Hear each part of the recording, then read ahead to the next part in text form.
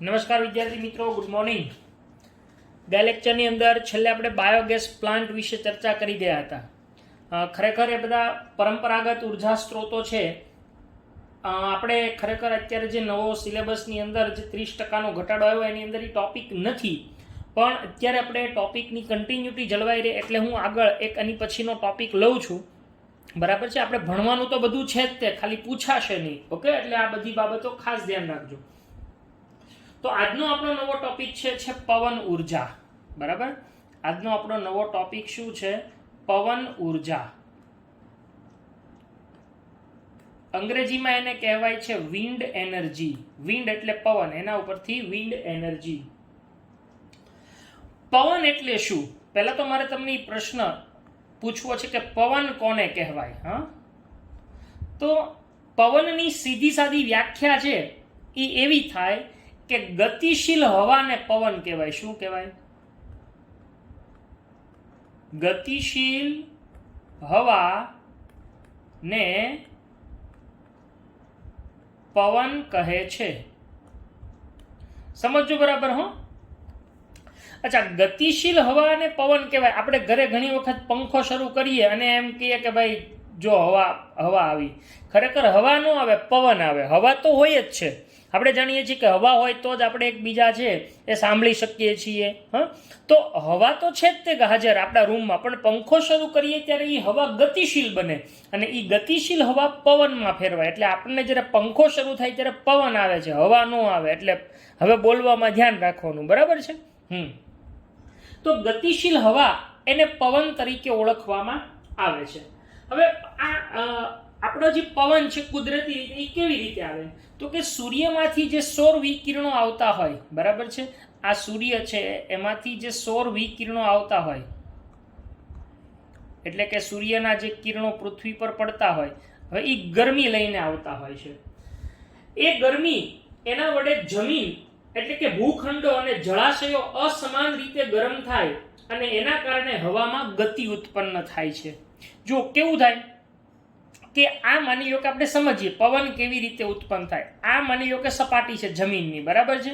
હવે અહીંયા બધે હવા રહેલી છે. હા, આ બધે હવા રહેલી છે, આ બધા હવાના સ્તરો છે. હવે કેવું થાય કે અહીંયાથી જ્યારે ગરમ આવે, અહીંયાથી જે ગરમી આવે એ ગરમી અહીંયા નીચે જમીનને ગરમ કરે છે. જો શું થાય કે આ જે ભાગ, આ જે કિરણો છે એ બધા પૃથ્વી પર આવે. હવે અહીંથી ગરમ થાય એટલે આ ભાગ ગરમ થાય એટલે જે અહીંયા નીચેની હવા હોય, અહીંયા જે હવા હોય એ પાતળી બને. પાતળી બને ઉપરની હવા ઘટ્ટ હોય, ઠંડી અને ઘટ્ટ હોય. એટલે ઉપરની હવા એ નીચેની હવાને પ્રેશર કરે. એટલે અહીંયા જે ગરમ થયેલી હવા હોય એ ગતિશીલ બનીને ઉપર જાય અને ઉપરની ઠંડી હવા નીચે આવે. આમ ગતિશીલ હવા બનવાથી પવન ઉત્પન્ન થાય છે. એટલે જ્યારે ભૂખંડો અને જળાશયો અસમાન રીતે ગરમ થાય ત્યારે પવન ફૂંકાય છે. એટલે ગતિશીલ પવન, ગતિશીલ હવા એને પવન તરીકે ઓળખીએ છીએ. હવે અહીંયા શબ્દ છે ગતિશીલ, એનો મતલબ એમ છે કે પવન છે એની અંદર કઈ ઉર્જા સંગ્રહાયેલી છે? તો કે પવનની અંદર ગતિ ઉર્જા સંગ્રહાયેલી છે. હવે આ ગતિ ઉર્જાનો આપણે વ્યવહારની અંદર ઉપયોગ કરવાનો રહેશે. તો આ પવન ઉર્જાનો આપણે કઈ કઈ જગ્યાએ એની ગતિનો ઉપયોગ કરી શકીએ એ અહીંયા આપણે સમજવાનું છે. ભૂતકાળની અંદર પવન ઉર્જા વડે યાંત્રિક કાર્ય કરવા માટે પવન ચક્કીનો ઉપયોગ થતો હતો. અચ્છા, પવન ચક્કીનો ઉપયોગ શું થતો હતો? તો કે પવન ચક્કી છે એની વર્તુળાકાર ગતિની મદદથી પંપ વડે કૂવામાંથી પાણીને બહાર ખેંચવામાં આવતું હતું. બરાબર છે? હવે કલ્પના કરીએ કે માની લો કે આ શું છે? કૂવો છે. હા, આ કૂવો છે. ઓકે, હવે અહીંયા આગળ આમાં પાણી રહેલું છે. તો અહીંયા શું કરે? એની બાજુમાં એક પવન ચક્કી તૈયાર કરી દે. બરાબર છે? આ પવન ચક્કી છે, સમજી લઈએ. આ પવન ચક્કી છે, આ એની ધરી હોય. બરાબર? આમ આ પવન ચક્કીના પાંખિયા છે. આ રીતે આ તમને ખાલી કલ્પના સમજાવું છું. બરાબર છે? હવે અહીંયા આગળ એની ધરી હોય, શાફ્ટ ગોઠવેલી હોય આ રીતે. અહીંયા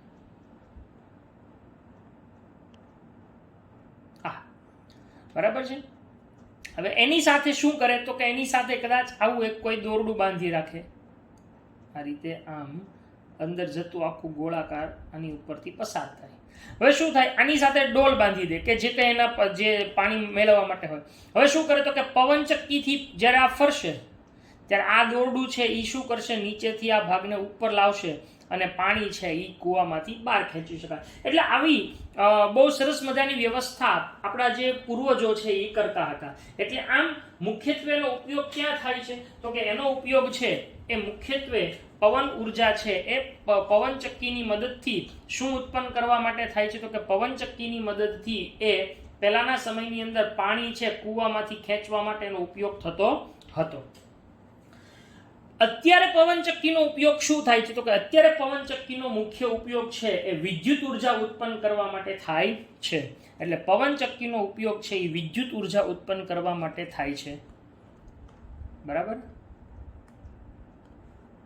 તો પવનચક્કીનો ઉપયોગ આપણે પવન ઉર્જા અંતર્ગત શું ભણીએ છીએ, હવે પવનચક્કી ભણીએ છીએ. અચ્છા, પવનચક્કી છે એ શું કરે છે તો કે પવન છે એની ગતિ ઉર્જાનું વિદ્યુત ઉર્જામાં રૂપાંતર કરે છે. બરાબર. શું કરે છે, ગતિ ઉર્જાનું વિદ્યુત ઉર્જામાં રૂપાંતર કરે છે. હવે અહીંયા આગળ શું થાય તો કે જે પવનચક્કી છે એ માની લો કે કોઈ ઊંચા ટાવર ઉપર આવી રીતે ગોઠવેલી હોય. બરાબર. આપણે અહીંયા તમે ભાવનગરની નજીક માળનાથના ડુંગરાઓની અંદર પવનચક્કી જોઈ હશે. હા, તો પવનચક્કીઓની અંદર શું કરવામાં આવે છે તો કે આવો એક ઊંચો ટાવર તૈયાર કરવામાં આવે. એ ટાવરની સાથે ખાસ કરીને હું તમને સાઈડમાંથી આકૃતિ દોરું છું, આવું તમે જોયું હશે. તો આવી રચના છે એ તૈયાર કરેલી હોય આ રીતે. બરાબર. આમ હોય. તો આની સાથે આવા પાંખિયા જોડેલા હોય. આમ પાંખિયા હોય. તો આવી રીતે પવનચક્કી છે એ કાર્યરત હોય. હવે ખરેખર એનો જે મેઇન ભાગ છે એ આની અંદર હોય. બરાબર છે. જેને આપણે જનરેટર કહીએ કે જે વિદ્યુત ઉર્જા ઉત્પન્ન કરવાનું કામ કરે છે. તો પવનચક્કી છે એ વિદ્યુત ઉર્જા ઉત્પન્ન કરવા માટે ઉપયોગી છે કે એક મોટા પંખા જેવી રચના ધરાવે છે અને એ સખત આધાર ઉપર અમુક ઊંચાઈએ પંખા જેવી રચનાને ગોઠવવામાં આવે. આખી સખત રચનાને પંખા ઉપર ગોઠવવામાં આવે છે. હવે પવનચક્કીની પરિભ્રમણ જે ગતિ છે, હવે આ માની લો કે આપણે કલ્પના કરીએ કે આવડિયા આમ ફરે છે, આ પાંખિયા છે એ આમ ફરે છે. બરાબર છે. આમ ફરે. તો આની સાથે અહીંયા આગળ અંદર જનરેટર રાખેલું છે. અહીંયા શું રાખેલું છે, અહીંયા જનરેટર હોય. બરાબર છે. અહીંયા હું અહીંયા લખી નાખું છું જનરેટર. એટલે પાંખિયા ફરશે તો જનરેટર છે એની અંદર જે આર્મેચર હોય ઈ ફરે. એ આર્મેચરની રચના આપણે આની પછી જે 11મું પ્રકરણ આવશે એની અંદર ભણવાની છે. તો એ જનરેટર છે એની સાથે જોડેલી હોય. હવે જનરેટર છે એના ટર્બાઇનને આની મદદથી ફેરવવામાં આવે. જનરેટર છે એ શું ધરાવે છે, ટર્બાઇન. તો એ ટર્બાઇન છે એ આ પાંખિયાથી શું થાય, ફરે. જનરેટરનું ટર્બાઇન પાંખિયાથી ફરે એટલે એની અંદર શું ઉત્પન્ન થાય છે તો કે એની અંદર વિદ્યુત ઉર્જા ઉત્પન્ન થાય છે. આમ પવનચક્કી દ્વારા ગતિ ઉર્જાનું વિદ્યુત ઉર્જામાં રૂપાંતર થાય છે. હવે આપણને એમ થાય તો કેવી મજા, આપણે ઘરે આપણા અગાશી ઉપર આવી પવનચક્કીઓ નાખી દઈએ તો આપણને મફતમાં વિદ્યુત ઉર્જા મળે ને. અત્યારે કેમ બધા સોલર સેલ નાખે એમ. હા, બની શકે. પરંતુ અહીંયા જે ઉત્પન્ન થતી જે વિદ્યુત ઉર્જા છે પવનચક્કીથી એ ખૂબ ઓછી હોય છે. એટલે કે એનું આઉટપુટ ખૂબ ઓછું હોય. એટલે આનો બહુ આપણે વ્યાવસાયિક ધોરણે એનો ઉપયોગ કરી શકાતો નથી. હા, પણ પવનચક્કીને બહુ મોટો વિસ્તાર હોય જ્યાં માનવ વસાહત બહુ ઓછી રહેતી હોય અથવા એવા ખુલ્લો વિસ્તાર હોય એની અંદર જો સ્થાપિત કરવામાં આવે તો કદાચ હજી વધારે કાર્યક્ષમ રીતે કામ કરી શકે છે. આમ બહુ મોટા વિસ્તારની અંદર જ્યારે પવનચક્કીઓને સ્થાપિત કરવામાં આવે છે ત્યારે એને પવન ઉર્જા ફાર્મ અથવા તો વિન્ડ ફાર્મ તરીકે ઓળખવામાં આવે છે. એટલે આજે વિદ્યુત ઉર્જા ઉત્પન્ન કરે છે. પરંતુ આ પવનચક્કી છે એનું આઉટપુટ કેવું હોય છે તો કે આઉટપુટ છે એ પ્રમાણમાં ઓછું હોય છે. બીજું કે એ આઉટપુટ ઓછું હોવાથી એનો વ્યાવસાયિક ઉપયોગ કરી શકાતો નથી. હા, તેનો વ્યાવસાયિક ઉપયોગ થઈ શકતો નથી.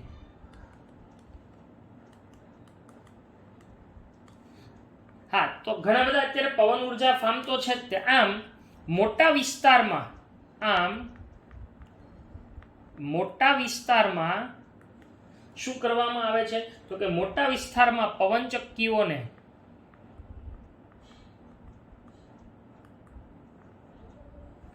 સ્થાપિત કરવામાં આવે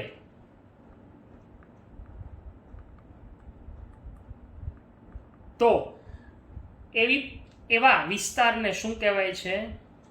પવન ઉર્જા ફાર્મ. શું કહેવાય છે? પવન ઉર્જા ફાર્મ અથવા વિન્ડ ફાર્મ તરીકે ઓળખવામાં આવે છે. હવે માની લો કે આવી ઘણી બધી પવનચક્કીઓ હોય તો બધાયના આઉટપુટને એક સાથે જોડી અને બહુ મોટા પ્રમાણમાં વિદ્યુત ઉર્જા પ્રાપ્ત કરી શકાય છે. કેટલીક વધારાની માહિતીઓ આપણને આપેલી છે બુકની અંદર. તો તમને કહી દઉં કે ડેનમાર્ક છે એને પવનનો દેશ કહેવાય છે. કોને? ડેનમાર્ક છે એને શું કહેવામાં આવે છે? પવનનો દેશ તરીકે ઓળખવામાં આવે છે. આ દેશની 25%થી વધુ ઉર્જાની જરૂરિયાત. કેટલી? 25%થી વધુ, એટલે ગ્રેટર ધેન 25%થી વધુ વિદ્યુત ઉર્જાની જરૂરિયાત એ પવનચક્કીઓના વિશાળ નેટવર્ક દ્વારા વિદ્યુત ઉર્જા ઉત્પન્ન કરી અને સંતોષવામાં આવી છે. પવન ઉર્જા દ્વારા વિદ્યુત ઉત્પન્ન કરવાના ક્ષેત્રમાં જર્મની એ અગ્રણી દેશ છે. બરાબર છે? જો આની અંદર આવા બધા પ્રશ્નો કદાચ આપણને પૂછી શકાય તો એની અંદર જર્મની છે એ કેવો દેશ છે? તો કે જર્મની એ અગ્રણી દેશ છે કે જે બહુ મોટા પાયે વિદ્યુત ઉર્જાને પવન ઉર્જાથી ઉત્પન્ન કરે છે. વિદ્યુત ઉર્જા ઉત્પન્ન કરતા દેશમાં પવન ઉર્જાથી વિદ્યુત ઉર્જા ઉત્પન્ન કરતા દેશની અંદર ભારત છે એ 5મું સ્થાન ધરાવે છે. ભારત છે એ કેટલામું સ્થાન ધરાવે છે? 5મું સ્થાન ધરાવે છે. તો આવી રીતે પવન ઉર્જાની મદદથી વિદ્યુત ઉર્જા પ્રાપ્ત થઈ શકે છે. આપણા ભારતની અંદર તમિલનાડુના કન્યાકુમારી નજીક સૌથી મોટું પવન ઉર્જા ફાર્મ સ્થાપિત થયેલું છે. ક્યાં આગળ? ભારતમાં તમિલનાડુ છે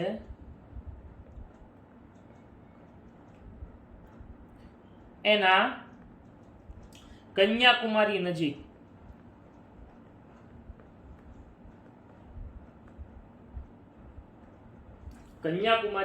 ભારતનું સૌથી મોટું વિશાળ પવન ઉર્જા મથક સ્થાપવામાં આવ્યું છે. તે 380 મેગાવોટ વિદ્યુત ઉર્જા ઉત્પન્ન કરે છે.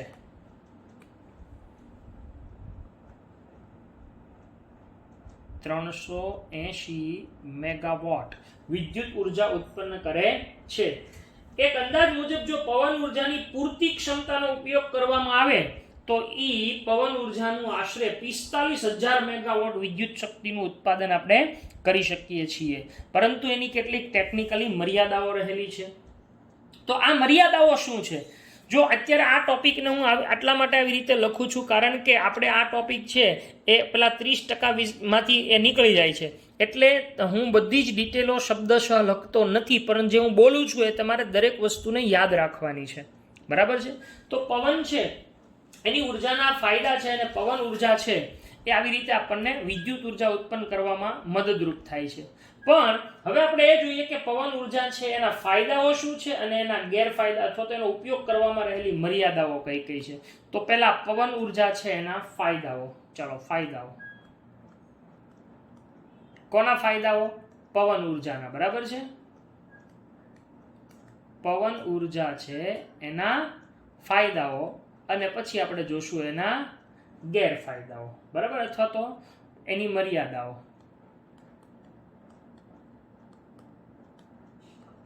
તો ફાયદાઓ અને મર્યાદાઓ એ પૈકી પહેલું આપણે જોઈએ ફાયદાઓ.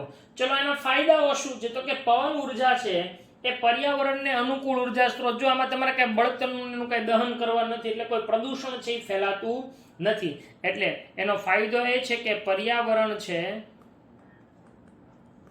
એને અનુકૂળ ઉર્જા સ્ત્રોત છે.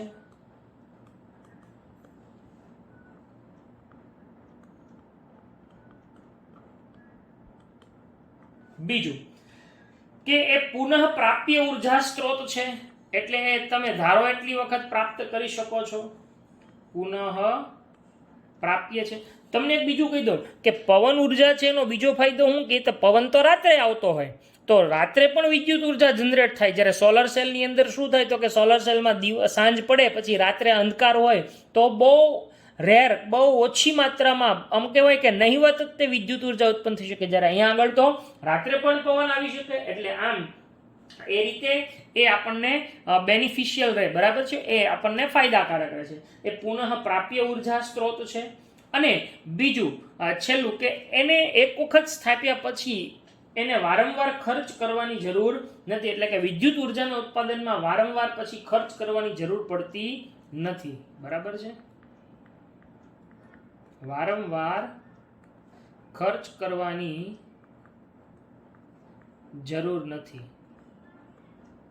ઓકે, તો આવી રીતે એના ફાયદાઓ છે.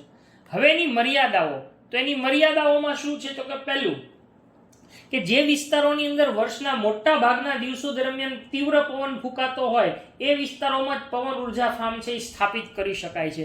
એટલે આના માટેના સ્થાન છે એ બહુ ઓછા છે,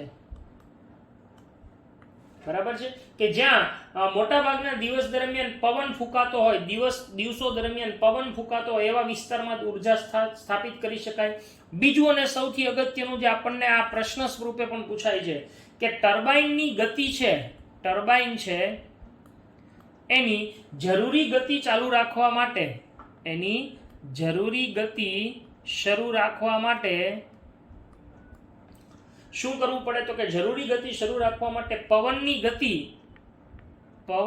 ગતિ એ કેટલી હોવી જોઈએ તો કે પવનની ગતિ એ 15 કિલોમીટર પ્રતિ કલાકથી વધુ હોવી જોઈએ. 15 કિલોમીટર પ્રતિ કલાકથી વધુ હોવી જોઈએ. જો આવો વિસ્તાર મળે તો જ તે એ પવન ઉર્જામાંથી વિદ્યુત ઉર્જા આપણે પ્રાપ્ત કરી શકીએ છીએ. એટલે આ એક બહુ અગત્યનો છે, પ્રશ્ન સ્વરૂપે પૂછાય છે. હવે માની લો કે કોઈ એવો વિસ્તાર છે જ્યાં પવન ફૂંકાતો જ નથી, તો જ્યાં પવન ફૂંકાતો ન હોય તેવા સમયગાળા દરમિયાન ઉર્જાની જરૂરિયાતની કાળજી રાખવા માટે સંગ્રાહક કોષ છે એની પણ સગવડતા કરવી પડે. એટલે કે એની અંદર સંગ્રાહક કોષ છે એની વ્યવસ્થા કરવી પડે છે. એટલે તમને ખબર બેકઅપ, જેને આપણે બેટરી બેકઅપ કહીએ ને, એવું સંગ્રાહક કોષની પણ વ્યવસ્થા કરવી પડે છે.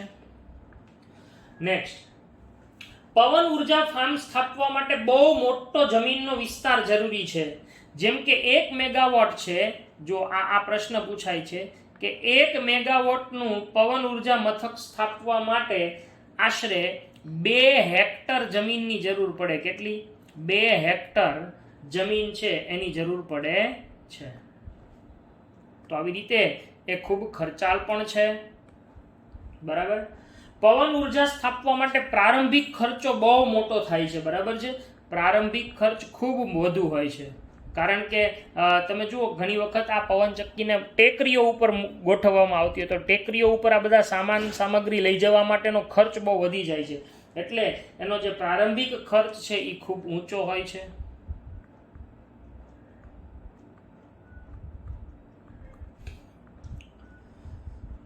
ત્યાર પછી કુદરતી અનિયમિતતાઓ હોય, જેવી કે વરસાદ હોય, સૂર્યપ્રકાશ, વાવાઝોડા વગેરે સામે ટાવર અને પાંખિયા છે એ ખુલ્લામાં હોવાથી તેમની ઉચ્ચ કક્ષાની જાળવણી પણ જરૂર બને છે. એટલે પર્યાવરણીય અસરો છે એનાથી પણ એનો પ્રભાવ પડે છે.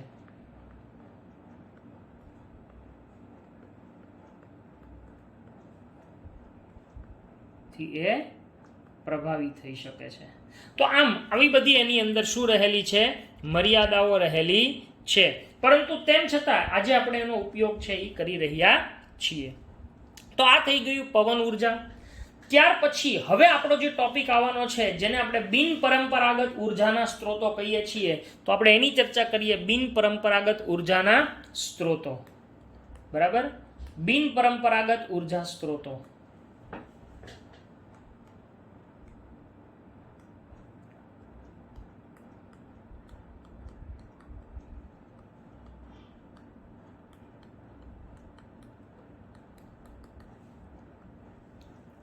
ચલો, બિન પરંપરાગત એટલે શું? તમે એક શબ્દ સાંભળ્યો હશે, પરંપરા. પરંપરાનો મતલબ શું થાય તો કે રીત રિવાજ. આપણા પૂર્વજોએ જે પોતાના વ્યવહારની અંદર જે પોતે જે રૂઢિ પાડી દીધી હોય એને આપણે ઉપયોગ કરતા હોય એને પરંપરા કહીએ છીએ. પણ અહીંયા આગળ શબ્દ છે બિન પરંપરાગત, એટલે કે પહેલાના સમયથી જેનો આપણે ઉપયોગ નથી કરતા પણ નજીકના ભૂતકાળમાં જે ઉર્જાના સ્ત્રોતો શોધાયેલા છે ને આપણે એનો ઉપયોગ કરીએ છીએ એને બિન પરંપરાગત ઉર્જા સ્ત્રોતો કહેવાય. જો પરંપરાગતમાં શું આવે તો કે લાકડું આપણે પ્રાચીન સમયથી વાપરીએ, છાણા, કોલસો, પેટ્રોલ, આ બધા પરંપરાગત ઉર્જા સ્ત્રોતો કહેવાય. જ્યારે સૂર્ય ઉર્જા છે તો એ બિન પરંપરાગત ઉર્જાના સ્ત્રોતો છે. બરાબર છે? તો આવા બિન પરંપરાગત ઉર્જા સ્ત્રોતો એ કયા કયા છે તો કે ખાસ કરીને સૂર્ય ઉર્જા એ બિન પરંપરાગત ઉર્જા સ્ત્રોત કહેવાય છે. ત્યાર પછી ભરતી ઉર્જા, તરંગ ઉર્જા, સમુદ્ર તાપીય ઉર્જા, પછી ભૂતાપીય ઉર્જા અને ન્યુક્લિયર ઉર્જા, આ બધા ઉર્જા સ્ત્રોતો છે એ કેવા છે તો કે બિન પરંપરાગત ઉર્જા સ્ત્રોતો કહેવામાં આવે છે. તો તમને એવું પણ પૂછી શકાય કે બિન પરંપરાગત ઉર્જા સ્ત્રોતો કયા કયા, તો આ બિન પરંપરાગત ઉર્જા સ્ત્રોતો તરીકે ઓળખાય છે. ચાલો, તો પહેલા આપણે એ જોવું છે કે બિન પરંપરાગત ઉર્જા સ્ત્રોતો એ શું કામ આપણે વાપરવા પડે છે. બરાબર છે? તો સામાન્ય રીતે આપણે જાણીએ છીએ કે આપણા જે પરંપરાગત છે, જે આપણે પ્રાચીન સમયથી વાપરતા આવ્યા છીએ, એવા ઉર્જા સ્ત્રોતો એ એક યા બીજી રીતે હવે નજીકના ભવિષ્યમાં કાં તો ખૂટી જવાનો સંભવ છે અથવા તો એ પર્યાવરણને એક યા બીજી રીતે નુકસાન કરે છે. તો આવા ઉર્જા સ્ત્રોતો ઉપરનું આપણું જે અવલંબન છે, આપણું આધાર છે, એને ઘટાડી અને જો આપણે કોઈ નવા અને વૈકલ્પિક ઉર્જા સ્ત્રોતો વાપરીએ તો એને બિન પરંપરાગત ઉર્જા સ્ત્રોતો કહી શકાય. એટલે બિન પરંપરાગત માટે બીજો એક શબ્દ પણ વાપરવામાં આવે છે, વૈકલ્પિક, ઓપ્શનલ, જેને કહીએ ને આપણે ઓપ્શન એક નવો, વૈકલ્પિક ઉર્જા સ્ત્રોત. બરાબર છે? વૈકલ્પિક ઉર્જા સ્ત્રોત. હા, સરસ મજાની આપણને બધી ચર્ચાઓ આપેલી છે કે ટેકનોલોજીના વિકાસની સાથે દિવસે ને દિવસે આપણી ઉર્જાની માંગમાં સતત વધારો થાય. જો પહેલાના સમયમાં કોઈને મોબાઈલ નહોતા તો ચાર્જિંગનો કઈ પ્રશ્ન જ નહોતો. અત્યારે દરેકના પાસે મોબાઈલ છે ને આપણે હવે તો મોબાઈલ સિવાય ભણવાનું નથી થઈ શકે એમ. તો આમ ઉર્જાનો ઉપયોગ આપણે વધારતા રહ્યા છીએ દિવસે ને દિવસે. પેલા એસી નહોતા, બરાબર, એ ખુલ્લામાં બધા ખાટલા નાખીને સૂઈ જતા, તો અત્યારે એસી વગર ચાલતું નથી. તો ઉર્જાની માંગ છે એ વધતી જાય છે. આપણી જીવન પદ્ધતિ એ રીતે બદલાતી જાય છે કે આપણે આપણા કાર્યો કરવા માટે વધુ ને વધુ યંત્રો એટલે કે મશીનોનો જ ઉપયોગ કરી રહ્યા છીએ. સ્વાભાવિક છે, આજે આપણી પાસે એટલા બધા મશીન છે કે એના ઉપર આપણે આધારિત થઈ ગયા છીએ. તો આવા મશીન ઉપર આધારિત થઈએ ત્યારે ઉર્જાની માંગમાં સતત વધારો થઈ રહ્યો છે. ઔદ્યોગિકીકરણના પગલે આપણા જીવન સ્તરમાં સુધારો થવાથી આપણી પ્રાથમિક જરૂરિયાતો સતત વધતી જાય છે. આમ આપણી ઉર્જાની જરૂરિયાતોમાં વધારો થવાને કારણે આપણે વધુ ને વધુ ઉર્જા સ્ત્રોતોની જરૂર પડે છે. અહીંયા આપણને એક પ્રવૃત્તિના સ્વરૂપમાં પ્રશ્નોત્તરી આપી છે સરસ મજાની. એવું કીધું છે કે તમે તમારા દાદા અને દાદી અથવા અન્ય વડીલો પાસેથી એવા કેટલાક પ્રશ્નો શોધો, એવા તમારે પ્રશ્નો પૂછો અને એના જવાબ મેળવો. પેલું કે તેઓ કેવી રીતે શાળાએ જતા હતા. હવે જો સરસ મજાની અહીંયા ચર્ચા છે તો આપણે લખીએ કે તેઓ શાળાએ કેવી રીતે જતા હતા. બરાબર છે?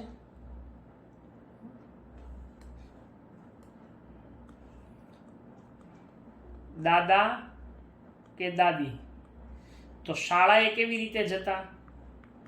તો સ્વાભાવિક છે કે ચાલીને જતા. જ્યારે આપણે હાલીને થોડું જવાય. હા, કેટલાકનું ઘર સ્કૂલની સાવ નજીક હોય ચાલીને આવે એ બરાબર છે.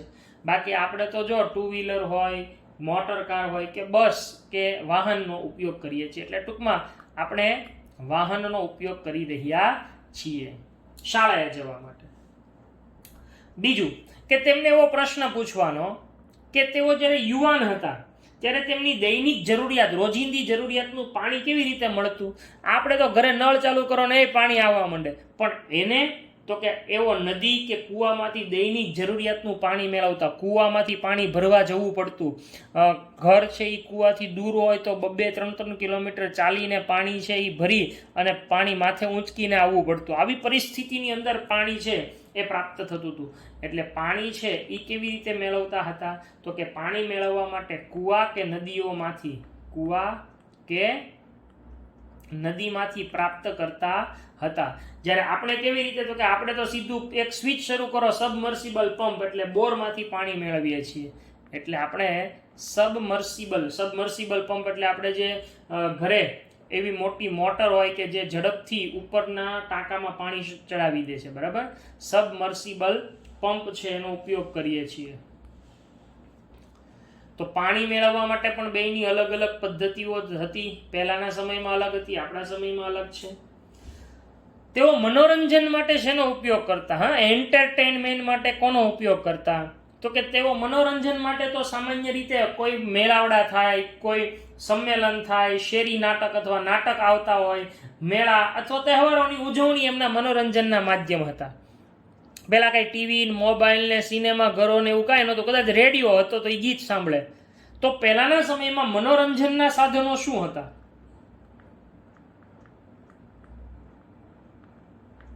તો કે મનોરંજન છે એની અંદર તો સામાજિક મેળાવડા, કોકના લગ્ન પ્રસંગ કે એવું કઈ હોય ત્યારે સામાજિક મેળાવડા થતા. બીજું કે જૂથ સંમેલન થાય તો બધા ભેગા થાય ત્યારે જલસા પડે. પછી તો કે નાટક, શેરીની અંદર નાટક કરવા બધા જાય આવે તો કોઈ, અથવા તો કોઈ જગ્યાએ નાટક છે એ હોલની અંદર આવતા હોય, નાટક હોય. પછી મેળા ભરાતા. તમને જુઓ, આજે આપણી સંસ્કૃતિની અંદર જે તહેવારો આવે છે તો એમાં મેળા, કેમ કે જન્માષ્ટમીનો તો મેળો ભરાય, દિવાળીમાં મેળો ભરાય. શું કામ? લોકો એ એન્જોયમેન્ટ માટે મેળો છે એ કરતા હતા. પછી વિવિધ તહેવારોની ઉજવણી કરી અને એ મનોરંજન મેળવતા હતા, બરાબર. આ બધા એના હતા. જ્યારે આપણો મોટા ભાગનો સમય હેમાં જાય? તો કે આપણો મોટા ભાગનો સમય છે એ મોબાઈલમાં જાય. મોબાઈલની અંદર ફોન, કમ્પ્યુટર, પછી ટેલિવિઝન, ટીવી, પછી તો કે મલ્ટીપ્લેક્સની અંદર ફિલ્મો જોવી. અત્યારે તો બધા મોલ થઈ ગયા, તો મોલમાં રખડપટ્ટી કરવા જાવી. તો આપણા બધા જે વાપરીએ, હવે તમે જુઓ તો આ દરેકની અંદર શું કરવું પડે છે? ઉર્જાનો ઉપયોગ કરવો પડે છે. વાહન ચલાવવા petrol, diesel, kerosene, submersible, electricity. જ્યારે અહીંયા આગળ તમે જો કોઈ જગ્યાએ મોટા ભાગના વીજળીના ઉપયોગો છે અથવા તો ઉર્જાના સ્ત્રોતોના ઉપયોગો ઓછા હતા. તો સ્વાભાવિક છે કે આજે ઉર્જાનો જેમ વધુ ઉપયોગ થાય છે એની માંગ પણ વધતી જાય છે. તો એ પૈકી આપણે જે આજે ભણવાનું છે પહેલું, એ બિન પરંપરાગત ઉર્જાના સ્ત્રોત તરીકે આપણે સૂર્ય વિશે સમજવાનું છે, બરાબર.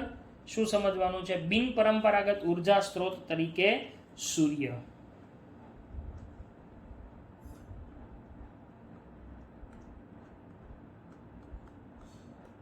The sun.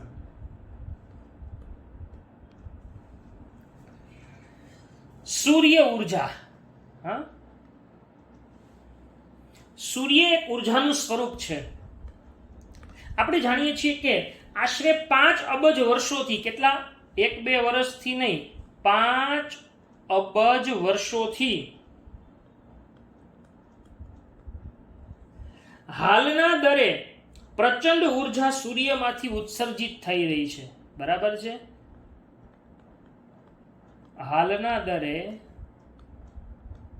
ઉર્જા સૂર્યમાંથી ઉત્સર્જિત થતી રહી છે, બરાબર.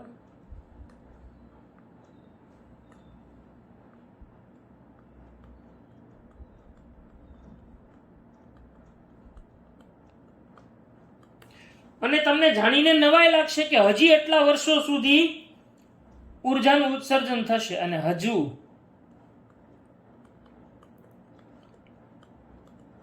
વર્ષો સુધી એ થતું રહેશે. હવે વિચારો કે સૂર્ય છે એ કેટલા વર્ષો જીવવાનો છે? આપણી કરતા તો વધારે જ જીવશે. હવે સૂર્યમાંથી ઉત્સર્જિત થતો જે ઉર્જાનો ભાગ છે કે બધી સૂર્ય ઉર્જા પૃથ્વી પર નથી આવતી. જો આવી જતી હોત તો આપણે જીવી જ ન શકત, કારણ કે પાણીનું બાષ્પીભવન થઈ જાય. પાણી વગર શું કરવું? એટલે સૂર્યમાંથી ઉત્સર્જિત થતી બધી જ ઉર્જા પૃથ્વી ઉપર નથી પહોંચતી, પરંતુ એમાંનો ખૂબ થોડોક ભાગ જ તે પૃથ્વીના વાતાવરણના બહારના સ્તર સુધી પહોંચે છે. હવે જુઓ, અહીંયા આપણે કલ્પના કરીએ કે આ આપણી પૃથ્વી છે, એને અંગ્રેજીમાં અર્થ કહીએ એટલે હું ઈ લખું છું, બરાબર છે. અહીંયા આપણા સૂર્ય દાદા છે, સન. હવે આ પૃથ્વી છે એનું વાતાવરણ છે, તો સૂર્યમાંથી જે આવતી ઉર્જા છે, સૂર્યમાંથી આવતી જે ઉર્જા છે એ શું થશે? તો કે આવી રીતે વિકિરણ સ્વરૂપે પૃથ્વી સુધી પહોંચશે. તો અહીંયા વચ્ચે જે સૂર્યમાંથી નીકળીને પૃથ્વી સુધી પહોંચતા એની ઉર્જામાં ઘટાડો થાય. બીજું કે જ્યારે વાતાવરણમાં પ્રવેશે છે પૃથ્વીના, ત્યારે વાતાવરણમાં પ્રવેશતા પણ એની અંદર ઉર્જામાં ઘટાડો થાય છે.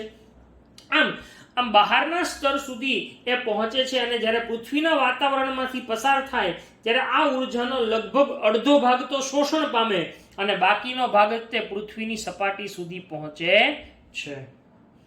આમ સૂર્ય ઉર્જા પૃથ્વી પર આવી રીતે પહોંચે છે.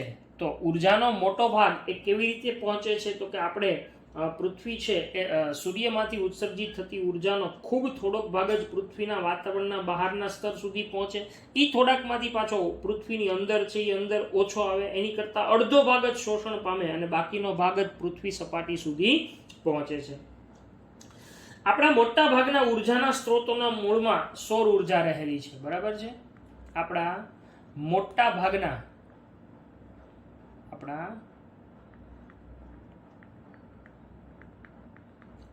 ભાગના ઉર્જા સ્ત્રોતો છે એના મૂળમાં શું રહેલી છે?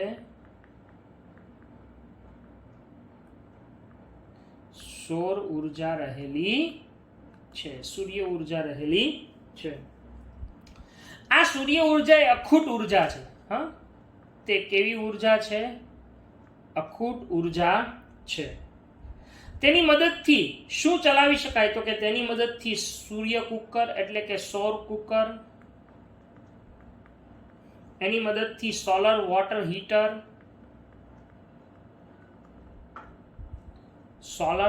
હીટર, ત્યાર પછી સોલર સેલ પેનલ, જે અત્યારે મોટા ભાગના લોકોના ઘરો ઉપર લાગેલી હોય છે, સોલર સેલ પેનલ, બરાબર છે, વગેરે ઉપકરણો છે એની અંદર ઉપયોગમાં લેવાય છે. હવે આ જે સૂર્ય ઉર્જા પૃથ્વી પર પહોંચે છે એમાં ભારતની અંદર આશરે એક વર્ષ દરમિયાન 5000 ટ્રિલિયન કિલોવોટ અવર એટલે કે યુનિટ જેટલી સૌર ઉર્જા મેળવે છે. જો આ બધા આંકડાઓ છે ને એ થોડા યાદ રાખજો આપણને, બરાબર છે, એક વાક્યના પોઈન્ટ ઓફ વ્યૂ થી. ભારતમાં વર્ષ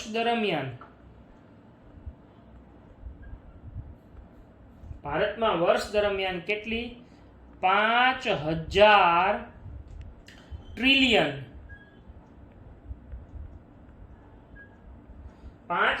ટ્રિલિયન કિલોવોટ અવર એટલે કે યુનિટ જેટલી ઉર્જા છે એ મેળવે છે. એટલે કે જ્યારે સ્વચ્છ આકાશ હોય એકદમ, ત્યારે તે 4 થી 7 કિલોવોટ અવર પર મીટર સ્ક્વેર જેટલી ઉર્જા, દૈનિક ઉર્જા આપણને પ્રાપ્ત થતી રહે છે. તો આવી રીતે સૂર્ય એક ખૂબ જ અગત્યનો ઉર્જાનો સ્ત્રોત છે. હવે આ સૂર્ય ઉર્જા એની અંદર આપણે સૂર્યનો ડાયરેક્ટ ઉપયોગ ન કરી શકીએ, પણ આવા બધા ઉપકરણોની મદદથી સૂર્ય ઉર્જાનો ઉપયોગ કરી શકીએ છીએ. તો આવા ઉપકરણો પૈકી આપણે અહીંયા મુખ્યત્વે 2 ઉપકરણો કયા? એક તો સોલર સેલ અને સોલર કુકર, એની રચના આપણે સમજવાની છે, અને સોલર વોટર હીટર પણ આપણે સમજી શકીએ છીએ. તો હવે આપણે જોવાનું છે એ છે સૂર્ય કુકર, સોલર કુકર, બરાબર છે. ચાલો, સોલર કુકર એ કેવું હોય તો એની રચના આપણે આવતા લેક્ચરની અંદર શરૂઆત કરશું. આજના લેક્ચરની અંદર અહીંયા સુધી રાખીએ છીએ. હોમવર્કમાં આજે જેટલું ચલાવ્યું છે એટલું હું ફરીથી કહીશ. એક્સ્ટ્રા હોમવર્ક તરીકે ટેક્સ્ટબુકમાંથી અથવા તમે મટીરિયલ લઈ ગયા છો એ મટીરિયલમાંથી તમારે હોમવર્ક કરવાનું રહેશે. બરાબર છે? તો હોમવર્કની અંદર આજે સૂર્ય સુધી રાખીએ. સોલર સેલથી આપણે આવતા લેક્ચરની શરૂઆત કરશું. Thank you.